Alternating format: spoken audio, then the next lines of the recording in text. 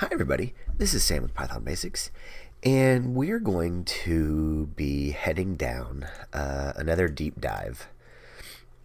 So alright, we've looked at sys.argv a couple of times. Well, I was building up a lesson for the sys module, and I was reminded about something, another module, and I thought we could do these in tandem together.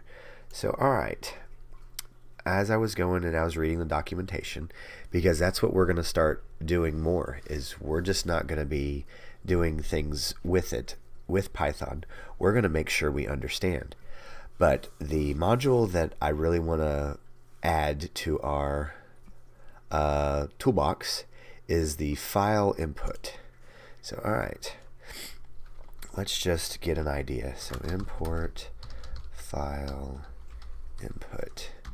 So alright, this is wonderfully handy.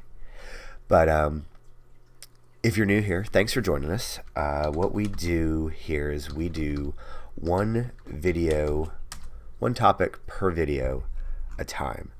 So, and the important thing is they build upon each other.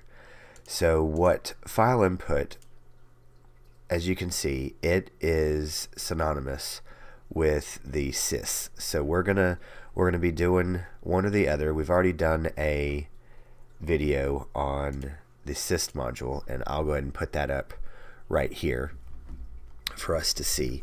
But this is just to give you an idea of another module that's out there, and we'll begin to dig into it. But this is your introduction and real quick video today. I can't say thank you enough for the awesome video requests and the wonderful comments and all the wonderful support. But this is just the next little series we're going to be touching on, and also we're going to be digging more into the sys module. So as always, guys, thanks for watching. Stay tuned. If you're new and haven't subscribed yet, go ahead and hit that watermark down below and hit that notification bell, because we have videos coming out all the time. So as always, guys, thanks for watching. Stay tuned, and we'll see you next time. Bye, guys.